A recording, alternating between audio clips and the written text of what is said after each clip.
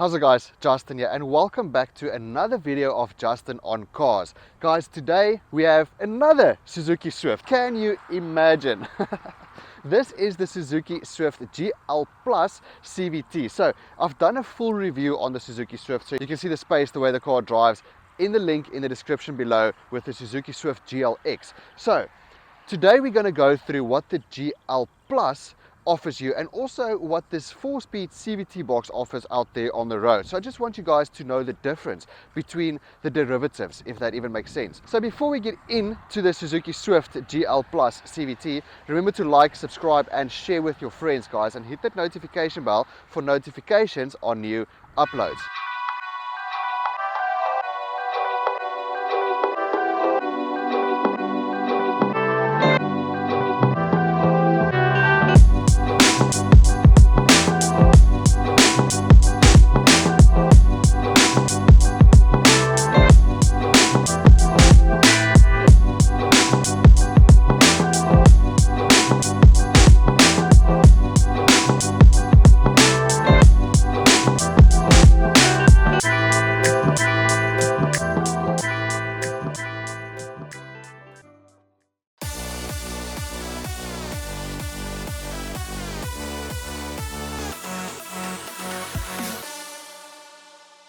So the Suzuki Swift starts at about 220,000 Rand for your GL manual. Then you get the GL CVT, then you get the GL Plus manual, that one is 245,000 Rand. Then this GL Plus CVT for 265 round about there. Then you get the GLX manual, which we've driven previously, that's 271. So if you think about it, there's only a 6,000 Rand difference between the GL Plus CVT and the GLX manual. Only 6,000 Rand for a lot of different tech, but we will get into that just now. And then the GLX automatic, that one is about 290,000 Rand. So there you're almost looking at almost 6 grand a month. So there it stretches a little bit. And is the CVT really worth having over the manual? That is what we are going to get into today.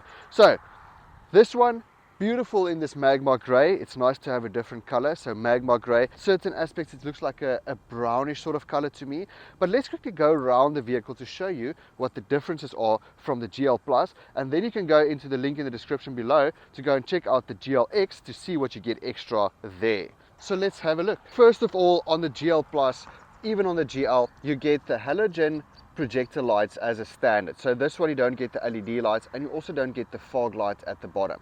They all look very much the same in front. I like the fact that they also have the silver lining in here to give that LED sort of effect. So they all look very similar when you purchase these vehicles. So even if you take the normal GL on the road, it looks very similar to the GLX. I like the fact that they've done that. It's a very clean looking car. Well, except for this one is a little bit dirty at the moment because I've had it for about a week now. But I love the fact that it's a very simple design. I really love this design of this car. And this color is kind of nice. It's cute. It's something very, very different. 15-inch alloy wheels. This is not the polished alloy wheel, but this is also a 15-inch alloy wheel. You get the 14 on the GL.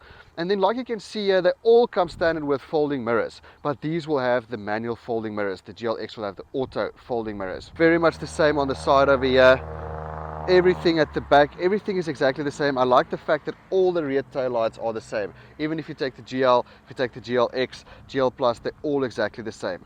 Rear PDC also standard on all the vehicles, and then a reverse camera only from the GL Plus upwards. So let's quickly look at the boot space.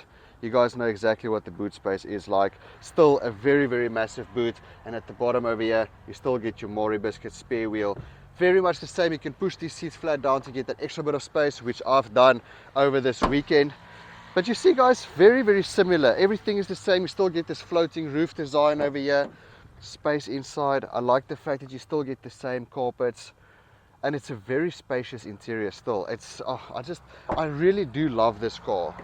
Jumping on the inside, you'll see here as well, you still get your electric windows all around, front and back, auto only for the driver's side. Same speaker system, traction control on and off, PDC. This is quite nice because I saw when I drive near something, it shouts PDC there as well, just to let me know the PDC is actually active. And then obviously some buttons over there. This one also comes with remote locking like that, and then obviously you have to put in the key. Oh, it's nice. When you start putting it in, it shouts that the door is open. Interesting. Well, let's switch it on quickly anyway. Some days I kind of like the fact that you still have a normal key. I don't know, I kind of like the fact that that's actually something pretty cool to me. I personally think that the GL Plus is going to be the most popular one, especially at the 265 price point. I think this is going to be the most popular one, because if you want an automatic car, then from this one to the GLX is a 25,000 Rand jump. So if you don't like the manual, I think this is going to be the most popular one. Maybe even the manual, but a lot of people are going for automatic these days, especially for all this town and city driving and all the traffic. You still get your classical instrument cluster over here, and you do get a digital dash here in the middle to give you some information. So like you can see here, my average fuel consumption, my range, and then on this side over here, if I press this long lever over here, my total distance driven. Well, that's my trip. I've been driving the car for 223 k's, and then there's my total trip.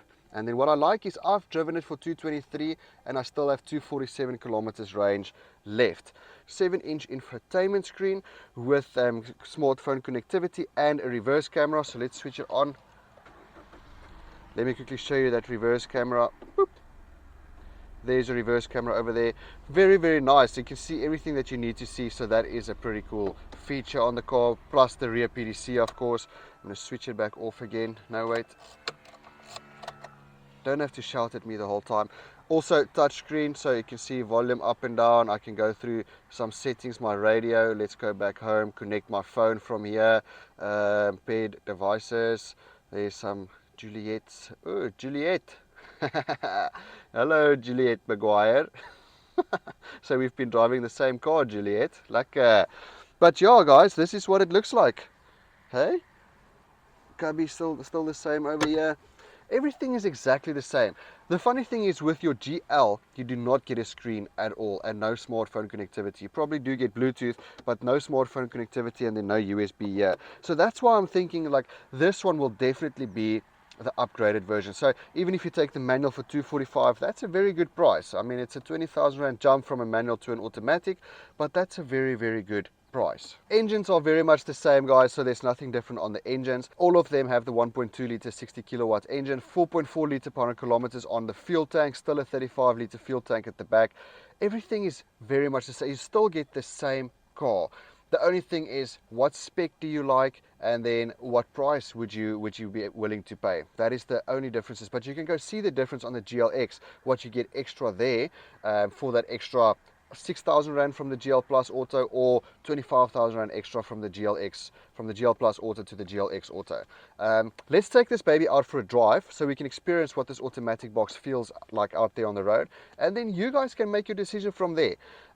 Let me know what your personal preference is. Let me know what you think, and what do you think about the manual and automatic, and would you go for manual if the automatic box isn't as great as it's supposed to be, like all the bigger cars, or would you still go for automatic if you just have this as a city car? Let me know what your thoughts are about that. Driving the Suzuki GL Plus Auto, or CVT for that matter, and yeah, like I say, the S in Suzuki always stand for soul, and we've been driving the Suzuki Swift. Well, we've driven the Suzuki Swift, but the GLX manual, and the manual was perfect for me. Like, I absolutely loved that car. It was really such an easy drive. The gears are quite easy to use. Well, not quite, the gears are very easy to use. They're very soft. The way the clutch operates as well, it's soft, and it just takes at the right time. It's very easy to maneuver. Even Megan, that does not like driving manual cars, she enjoyed driving that manual Suzuki Swift. And yeah, it kind of felt to me like it had a bit more soul, but maybe that's just because I am I like a manual vehicle. I won't say I'm not too fond about automatic cars, because automatic cars make life a lot easier, especially sitting in traffic. It's much easier. If you're driving long distance, it just takes a lot of strain away from you when you're driving an automatic car. But I have to say, with this automatic box, there's something that doesn't gel well with me. I think the vehicle is very much the same. It's still a nippy car. It drives exactly the same. This GL Plus with the 15-inch wheel feels exactly the same as the GLX. Everything is exactly the same. But my honest opinion, I would most probably spend I mean, if you look at this, this is 265, the GLX manual is 271. That's 6,000 Rand more than the GL Plus, and you get so much more tech and spec in the vehicle. Not just tech and spec, but features like leather steering wheel, those kind of things, keyless entry, start go, or push to go. So there's a lot that you get extra, and I would most probably go for the manual, but it's very opinionated, it's very personal. That's a very personal decision. I mean, if you're a youngster and you want to get a car like this, or maybe let's say for instance you are at a retired age and you don't want to fuss around with manual gearboxes and all of that, then this is a perfect car. This is a perfect city car. Really, it's such a good car, especially with this automatic box. You always, when you sit in traffic, you just put your foot down and, you know, you brake, you stop and you go. That's literally it. But the one thing that bothers me about this automatic box is it feels like I'm driving a scooter. So a nice thing is I don't necessarily hear the gear changes. They're very smooth. But if I put my foot down, listen to this. I'm going to put my foot down now.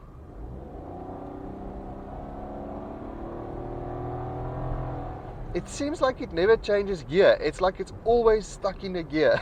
So when you put your foot on, it goes wah, the whole time. And yeah, that's something that I don't necessarily like. I would definitely just pay the 6 grand more and get the GLX manual. Then I get all the bells and whistles, the 9-inch screen instead of the 7-inch screen. I get Apple CarPlay. I think here you also get Apple CarPlay. I see you do get smartphone connectivity. I haven't tried that myself yet. I get a better rear view camera, where this one is a little bit old school, but at least you still have a rear view camera, and it's still touchscreen, leather steering on the dash. So yeah, that is my personal opinion about that. Listen to this. I'm going to put my foot down now.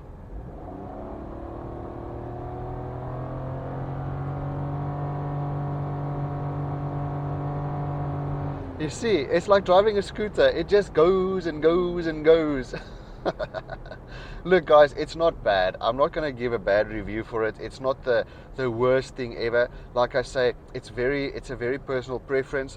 If you decide, it really depends on you as a person. If you really do not like manual, then go for the automatic. I mean, if you get to know the gearbox and you get to know where the power delivery is at a certain rev, then it makes a lot of it makes a big difference if you really know what's happening. So, and it's very light on fuel still. Currently I'm sitting at 6.3 liters per 100 kilometers, and I've been pushing it a little bit because I mean, with this automatic box I kind of feel like it's a bit slower than the manual.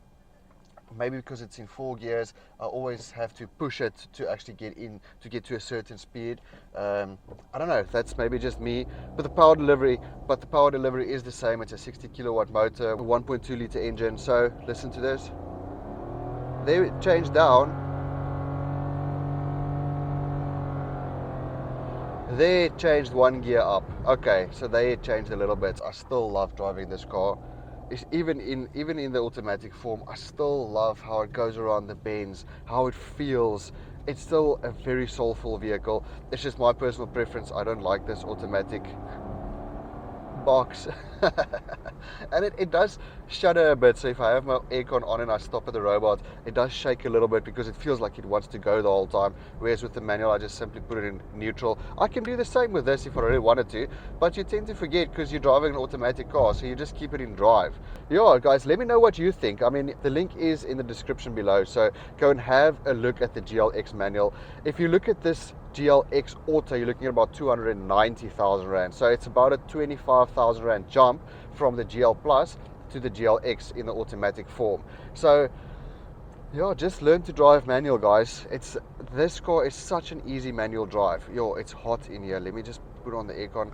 Even with the aircon on, it's really, you know, with the smaller vehicles, if you put the aircon on, you feel like the power is down. This car doesn't feel like that. If the aircon is on, it feels the same. And then this also has an overdrive button, but all the other Suzukis I've driven, it has an overdrive button, and then this one has a S. Does that say sport? I'm not sure, but I guess that is your overdrive button, because if I press that, listen, immediately gives me a lower gear. or a higher gear, depending on what you want to do. So from third to second, for instance, okay, if that even makes sense to you guys. When I drove the Franks, for instance, that was also the same 4-speed automatic CVT box, but that resonated to me. I think because it's a bigger car as well, a little bit of it's a bigger engine as well. I think that really works well with this gearbox. I think with a smaller engine, I mean, it goes, yes, like, but you see, it just keeps on going.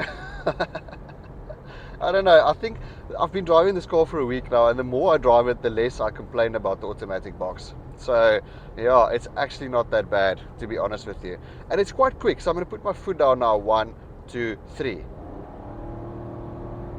It's kind of quick, it picks up, like it changes a gear and it goes. So I have to say that is actually not bad at all. That is actually a nice touch on this vehicle. One thing I can definitely say though, the price differences does not really make that much sense to me at the end of the day. It's yeah, it's very weird how they price these cars. Like I said, I would rather take the manual in the GLX, and I've got a top form vehicle. So that's a bit of a difficult one for me. Like, what do you really choose at the end of the day?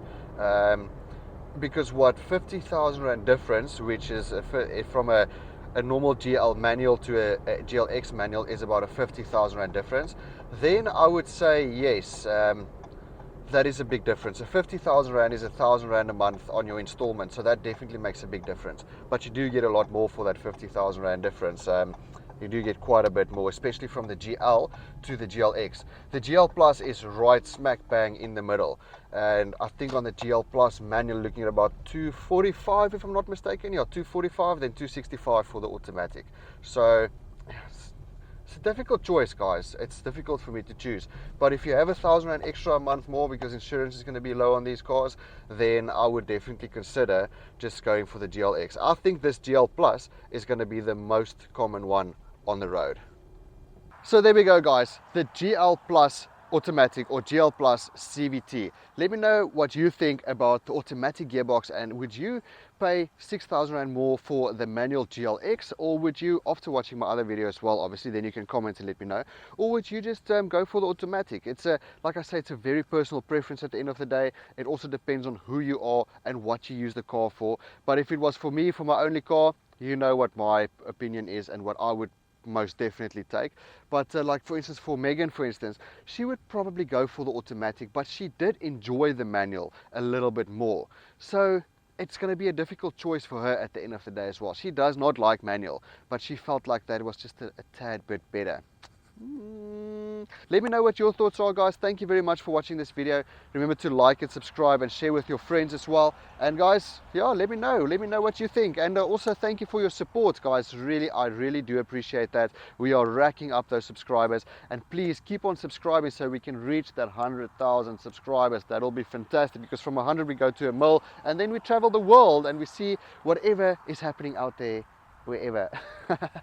But Suzuki South Africa, thank you very much for allowing me this opportunity. I absolutely love your cars, and you guys are doing fantastic. I absolutely love what you guys are doing. Like, seriously, you guys make phenomenal vehicles. So Suzuki, thank you very much, and you guys are just stunning.